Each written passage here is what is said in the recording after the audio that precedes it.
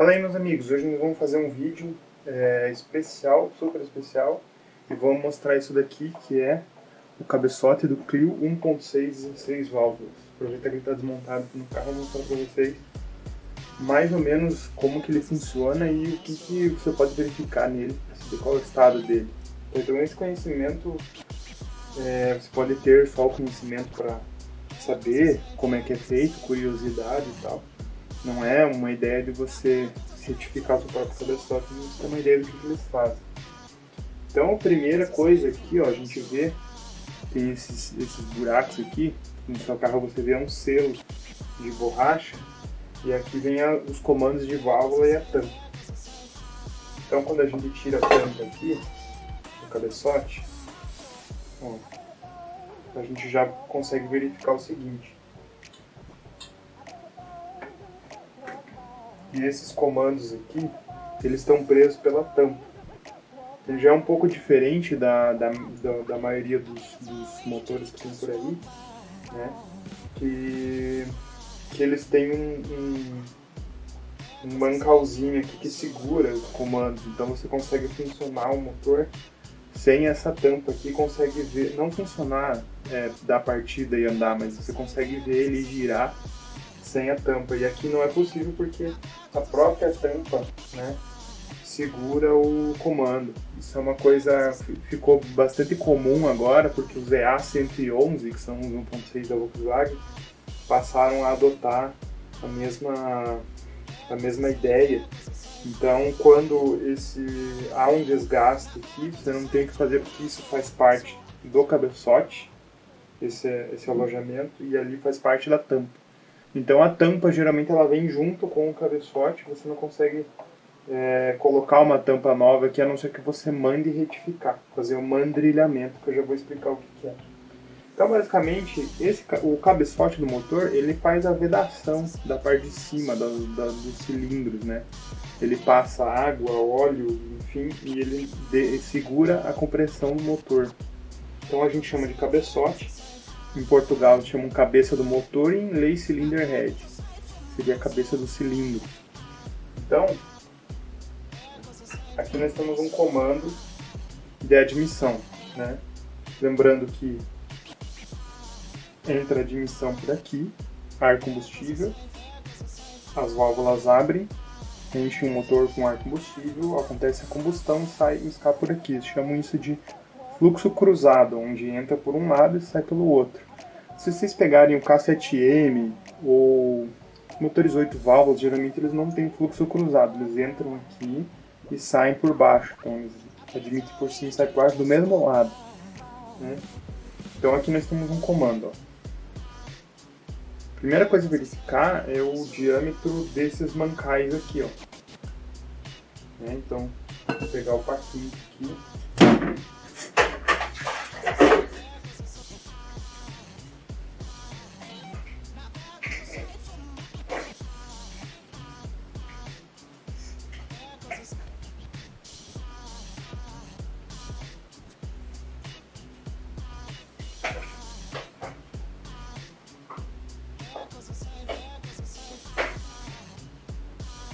Então eles estão com 25,0. Eu vou dar uma olhada no manual, qual que é a referência, mas acho que isso aí é um pouco gasto. Por aqui ele tem 26. Já é perceptível que ele tem um desgaste aqui.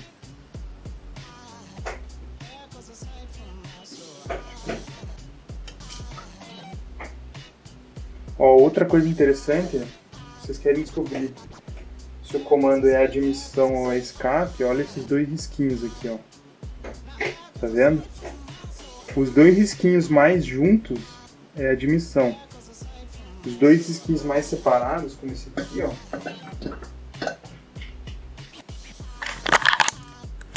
Ó, os dois risquinhos mais separados é escapamento, tá?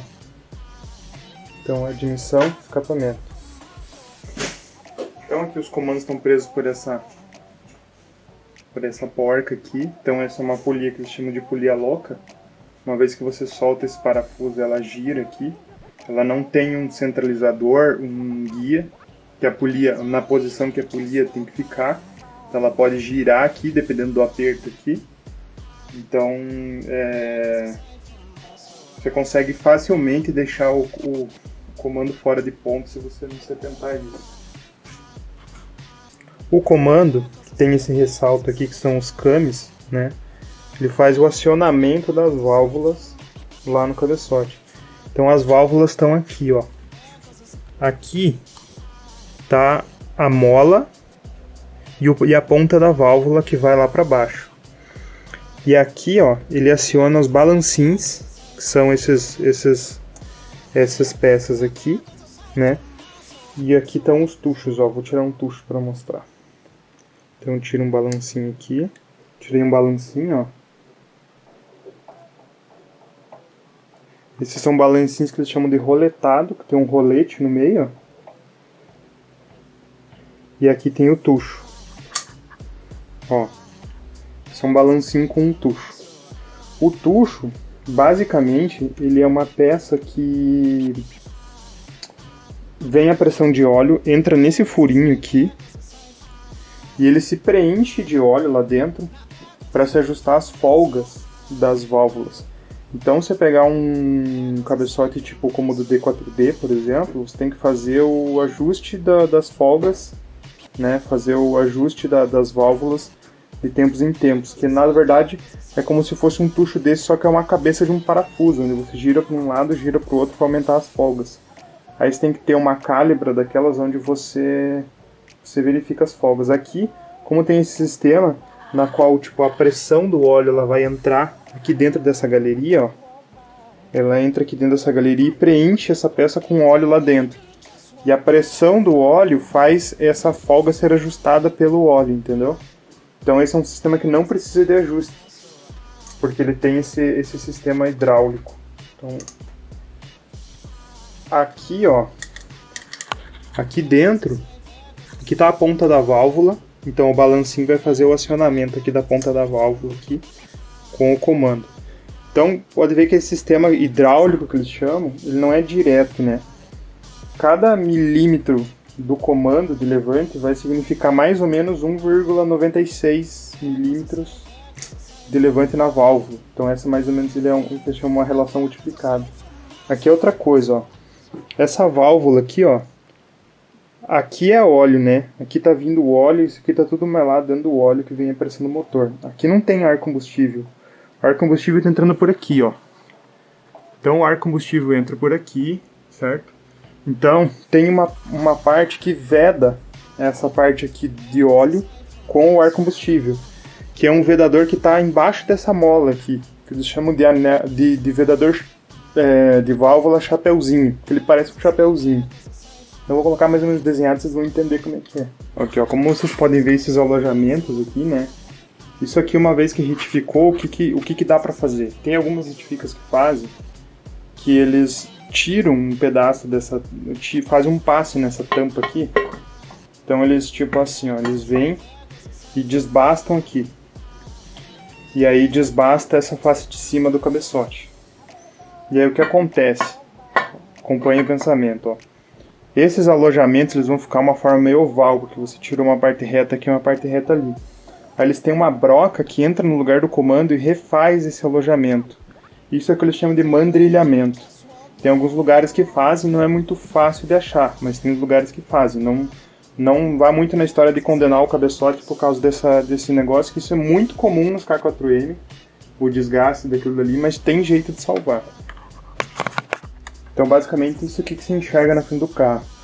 Aqui tem um respiro, tá? Um respiro que vem um labirinto, ó. Tem um labirinto aqui, por onde sai o óleo. E ele sai, retorna por aqui, ou ele sai aqui para fora, para onde vai, retorna para... Aqui tem uma entrada no coletor que faz voltar para admissão. E tem uma saída aqui que faz retornar também. Então aqui vai uma outra flange aqui. Tem um respiro do óleo, então o respiro sai por aqui. Então vamos girar aqui. Então basicamente aqui, olhando por essa parte de baixo, a gente já consegue ter uma ideia de como que estava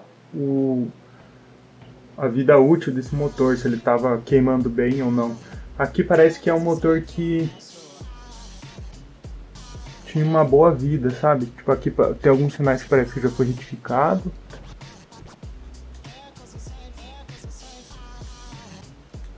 Mas ele tá mais ou menos ok pro que se esperar de um carro rodado, sabe? Não tem muito erro. Mas aqui, primeiro o que eles vão fazer? Eles vão lavar tudo isso aqui, vão limpar tudo isso aqui, todas essas galerias, deixar tudo limpinho e vão começar a fazer a conferência. Confere o tamanho das válvulas, confere tudo, confere as medidas todas. Qual a conferência que dá para fazer? Para saber se isso aqui já foi retificado ou não, a gente tem que olhar a altura total da peça. Aqui. Isso aqui tem que ser 134. Então a gente já pode dar uma olhada aqui como é que tá esse cabeçote agora.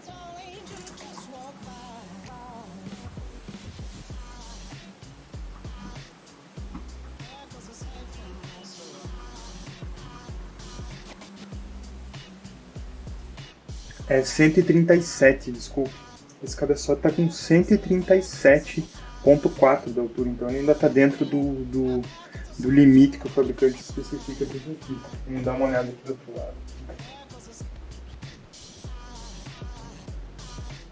Então esse cabeçote tá com 137 milímetros, mais ou menos geral aqui para todos os lados. Então é um cabeçote que ainda tá ok para ser usado. Pode ser dado um passe de leve aqui na parte de baixo e ser montado sem problemas. Então, uma coisa que se faz geralmente quando se desmonta já é pegar e trocar todos os vedadores, que são aqueles chapéuzinhos que eu te falei. E aqui, claro, né, esses selos aqui, tudo, né. Então, o que acontece? Quando está muito gasto esse alojamento do comando, ele vai começar a dar baixa pressão de óleo, porque aquela folga ali faz o óleo sair por ali, né? Então, vamos medir como é que é aqui o tamanho tamanho da câmara aqui no cabeçote para saber a taxa de compressão.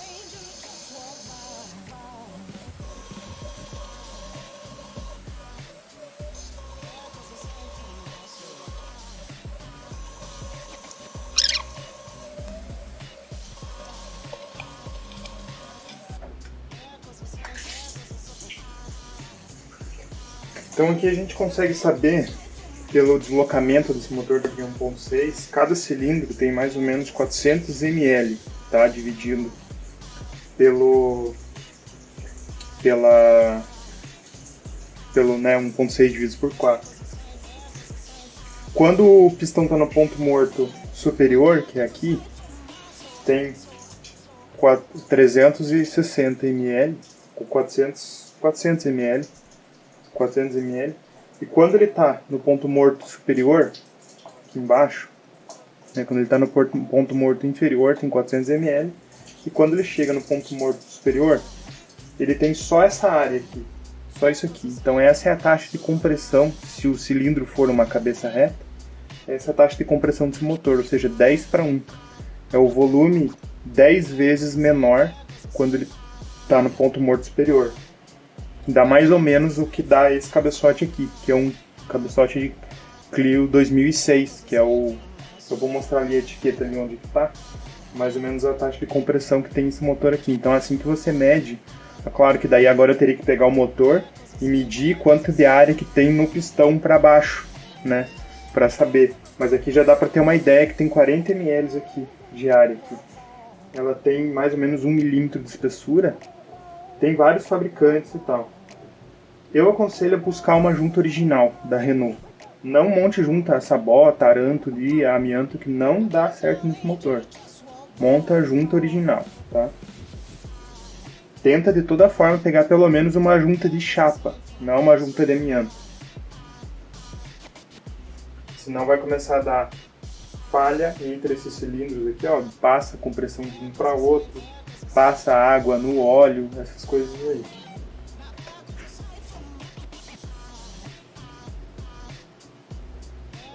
Então, basicamente outra coisa que eu não expliquei aqui. Como é que eles colocam esse cabeçote aqui no motor, tá?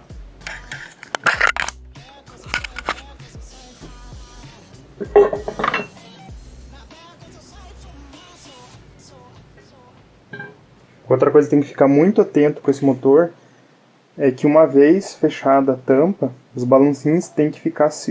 Não pode acontecer isso aqui, ó. Sair de posição.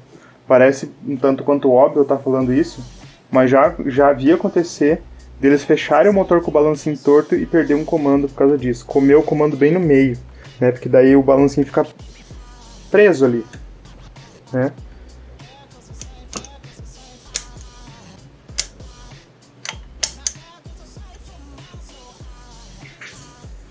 Então, basicamente, esses furos aqui, ó,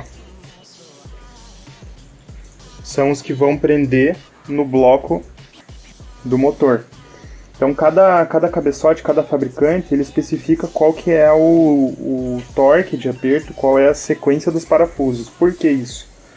Você aperta nesse cabeçote primeiro aqui, depois aqui, depois aqui, aqui, aqui, aqui. Você nunca vai começar... Nunca, em nenhum cabeçote, em nenhum carro, você vai começar fechando aqui, aqui, aqui, aqui, aqui, aqui, aqui. Por quê? Essa peça, essa junta aqui é a parte mais vital do motor. Ela tem que fechar essa peça reta para baixo. Se eu começar a apertar os parafusos aqui, aqui, aqui em sequência, essa parte vai baixar primeiro, essa vai levantar, certo? E depois quando eu começar a apertar essas daqui, ele vai fazer uma pressão, então essa peça não vai descer reto. Essa peça ela vai descer toda torta e vai ficar toda torta. Com mais pressão nesse lado e menos pressão do outro lado. Por isso que sempre, sempre, sempre, todos os fabricantes eles vão especificar qual a perda de torque sempre vai ser diagonal. Um aqui, depois outro lá, depois outro aqui, depois outro lá. Numa taxa de... num aperto de pré-aperto, lá um torque de pré-aperto, que por exemplo, 2 kg, né, usando um torquímetro, que é uma ferramenta que você aperta e ele diz quanto você está apertando, primeiro, e daí depois dando o torque final, que geralmente é em graus, por exemplo, 180 graus. Você coloca a chave aqui e gira 180, ou gira 90. Aí tem que tomar cuidado, tem que saber matemática básica para não fazer cagada, né? Tem que saber quanto é 90 e quanto é 180. Então, basicamente é assim que faz um aperto do cabeçote. Tem que seguir a especificação, por quê? Se você colocar mais torque do que o fabricante especifica, o parafuso pode esticar ou quebrar. Se você colocar menos, não vai dar a pressão que tem lá, não dá a compressão esperada, não vai, vai misturar água e óleo porque junta, não vai dar todo tipo de problema. Então, do K4M eu vou colocar ali na descrição qual é a sequência dos parafusos, para vocês terem uma ideia. E é isso daí. Então, basicamente, ó, aqui vão as velas, ó. Aqui vão as velas. As velas também têm um torque de aperto, apesar de não ser tão importante assim. Aqui é a parte mais importante de todo o carro, de ter um torquímetro nesses parafusos aqui. Basicamente, o resto do carro você consegue se virar sem um torquímetro, mas aqui, se não tiver torquímetro, o carro vai dar problema mais cedo ou mais tarde. Então, basicamente, sobre os comandos, ó, aqui, ó. Esses furinhos aqui é onde entra o óleo, ó. Então vamos tirar esse comando aqui. Ó, o óleo que vem lá da bomba de óleo, ele passa por aqui, nessa galeria. Vai nesse furinho aqui, ó. Ele passa por aqui, ó. Então, ó, vários furinhos, tá vendo? Aqui é esperado que tenha uma folga aqui, ó. Certo? É esperado que tenha uma folga aqui. Então, se essa folga tiver maior, se tiver mais desgaste, vai baixar a pressão de óleo do motor. Então, geralmente aquela luzinha de óleo piscando no painel, pode ser isso aqui, ó. caso mais comum é desgaste no comando. Por quê? Porque nesse motor também não tem aquela pecinha que eu falei que segura aqui os comandos. É a própria tampa. E aí o desgaste nessa tampa de alumínio é bem maior também, né? Apesar de não ser um problema assim crônico desse motor, falar assim, não é um negócio assim que 100% dos motores com 20 mil vai dar, não.